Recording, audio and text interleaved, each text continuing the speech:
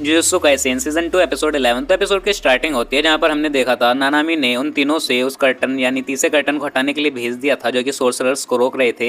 जिसके बाद वहाँ पर कर्टन होता है जहाँ पर जो यूजी था वो उस कर्टन के ऊपर एक जोरदार पंच करता है, पर वो कर्टन वहाँ पर टूटता नहीं। और जिसके बाद यूजी वहाँ पर सोचने लगता है कि जो टिड्ढा क्रस्ता उसने जो कर्टन बनाया था वो उसके बाहर ही था, यानी कर्टन जब ज्यादा स्ट्रॉन्ग था तो वहाँ पर वो सोचने लगते हैं कि कर्टन ज्यादा स्ट्रॉन्ग है, इसका मतलब जिसने कर्टन बनाया वो इस कर्टन के बाहर है और हम पर नजर रखे हुए है। जिसके बाद उन तीनों की नजर पीछे शिबुया टावर पर जाती है और उस टावर के ऊपर हम 3 क्रस्ट यूजर को देखते हैं, जीरो और ओगामी और उसका पौधा होता है, और वो तीनों उसके टॉप फ्लोर पर थे। और जिसके बाद मेगुमी अपने क्रस्ट की हेल्प से उस बिल्डिंग के टॉप पर आ जाते हैं और उन तीनों क्रस्ट यूजर को बांध लेते हैं, पर वो तीनों उसमें से निकल जाते हैं। तो तभी वहाँ पर ताकुमा को वो कर्टन बनाने वाली कील यानी वो क्रस्ट ऑब्जेक्ट भी मिल जाता है वहाँ पर, क्योंकि जो यूजर था उसने पहले बता दिया था जो जितने भी कर्टन है जिस कर्स्ट ऑब्जेक्ट से बने वो एक कील है। जिसके बाद वो उस कील को तोड़ देते हैं पर वो कर्टन नहीं हटता, जहाँ पर हमें पता चलता है जो वो कर्टन है वो 3 कर्स्ट कीलों से बना है और बाकी की 2 कीलों को लेकर जीरो वहां से भाग जाता है। पर तभी वहां पर यूजी उसे बांध लेता है दोबारा उसी वायर से और 40 फ्लोर की मंजिल से उसे नीचे फेंक देता है। और दूसरी तरफ जो ताकुमा रहता है वो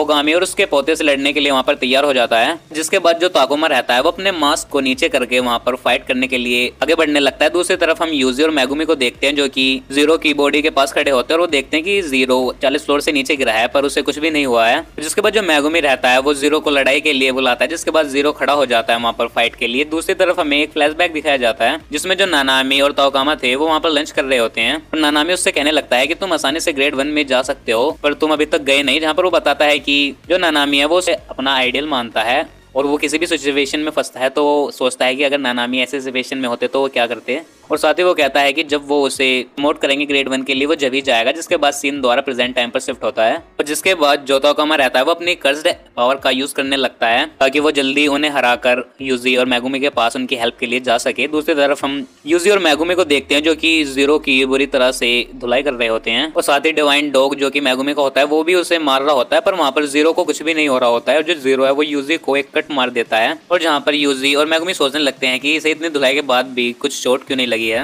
अब भी वैसे का वैसा ही खड़ा है। दूसरी तरफ हम ओगामी को देखते हैं जो कि कुछ मंत्र पढ़ रही होती है और जो उसका पोता था वो ताओकामा से उसकी प्रोटेक्शन कर रहा होता है वहां पर। जिसके बाद जो ओगामी रहती है वो अपने मंत्र को कंप्लीट कर लेती है और अपनी कर्स्ड एनर्जी को बढ़ा लेती है। जिसके बाद वो तोजी का नाम लेती है और अपने पोते को एक कैप्सूल देती है। जिसके बाद वो उस कैप्सूल को लेते ही तोजी की बॉडी में ट्रांसफॉर्म हो जाता है और जो ताओकामा की क्रस्ट पावर थी वो उसे आसानी से रोक लेता है। जिसके बाद हमें दोबारा एक फ्लैशबैक दिखाया जाता है 1989 का, जब गोजो का जन्म हुआ था। और उस टाइम पर जो ओगामी और जीरो थे वो क्रस्ट यूजर थे और उस टाइम पर जो जुजुत्सु हाई के सोर्सरर थे वो सिर्फ कर्स स्पिरिट को ही पकड़ने पर ध्यान देते थे और जो क्रस्ट यूजर थे वो अपनी मर्जी से वहां पर काम करते थे। और वहां पर जीरो को कई लोगों को मारने में काफी मजा आता था और जो ओगामी थी वो किसी भी मरे हुए की बॉडी में ट्रांसफॉर्म होकर लोगों को मारती थी। पर जब गोजो जन्म हुआ तो जब सब कुछ बदल गया और जब गोजो 5 साल का हुआ तो उसे मारने पर 5 करोड़ का इनाम भी रख दिया। जिसके बाद जीरो और ओगामी ने साथ में मिलकर गोजो को मारने का प्लान बनाया। जहाँ पर जो गोजो वो सिर्फ 5 साल का होता है वो जा रहा होता है और उसे पता चल जाता है ओगामी और जीरो के बारे में और वहीं से वो कहता है कि मेरा पीछा करना बंद करो कमजोरो। और इतना ही सुनकर जो जीरो और ओगामी रहते हैं वो इतना डर जाते हैं और घबरा जाते हैं। जिसके बाद सब कुछ बदल जाता है और साथ ही गोजो के जन्म ने जुजुत्सु की पूरी दुनिया को ही बदल दिया था। जिसके बाद सीन द्वारा प्रेजेंट टाइम पर आता है